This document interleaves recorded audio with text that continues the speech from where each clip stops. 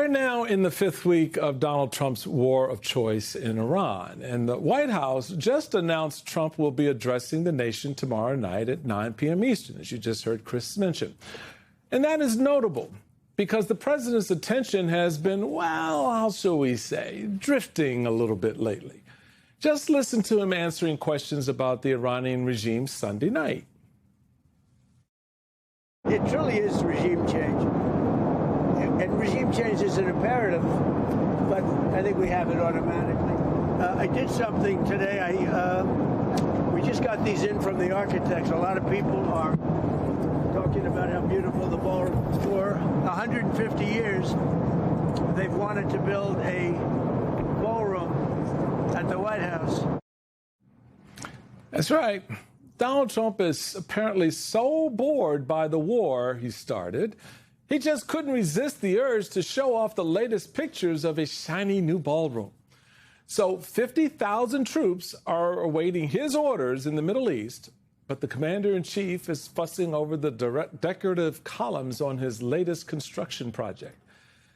That's where his head is at.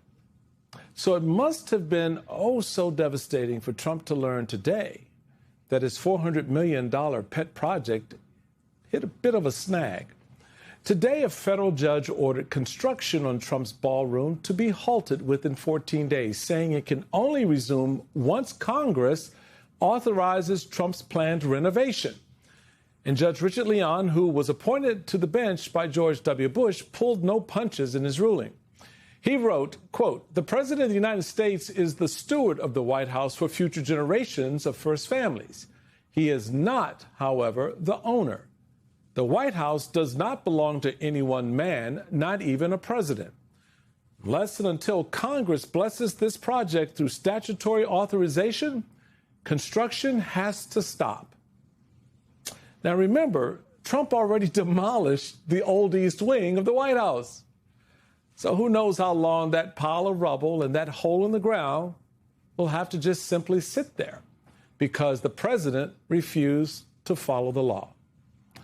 Earlier today, Trump responded to the judge's ruling in a lengthy post on social media. He lashed out at everyone from the National Trust to Governor Gavin Newsom to the chairman of the Federal Reserve, and who knows who else had anything to do with the ballroom. But Trump only has one person to blame for all of this: Donald Trump himself. Like usual, the president caused a lot of chaos and destruction. He refused to get approval from Congress. He ignored the potential consequences of his actions.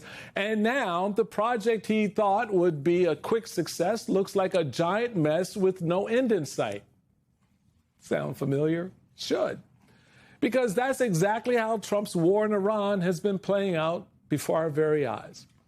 For about a month, Iran has effectively closed the Strait of Hormuz, which means they now control about 20% of the world's oil. That's, of course, caused a surge in gas prices. Y'all kind of know that, right? Gas prices have now climbed to more than $4 a gallon just this week. Now, at the start of this war, Trump claimed that paying more at the pump was worth it. He assured us it was only a short-term spike, and he even said that once the war was over, the price of gas would actually be lower than before.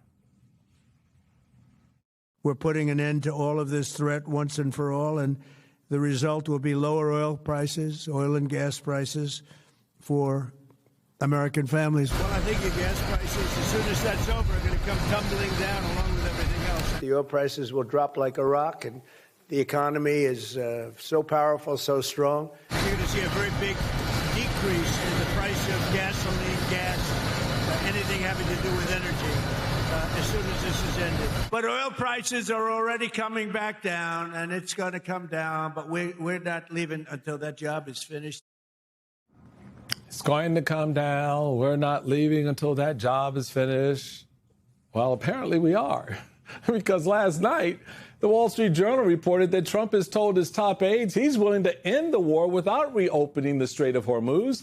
That's according to multiple administration officials. So what would that mean? Well, it would mean leaving Iran in charge of the strait, which may keep gas prices higher for the foreseeable future.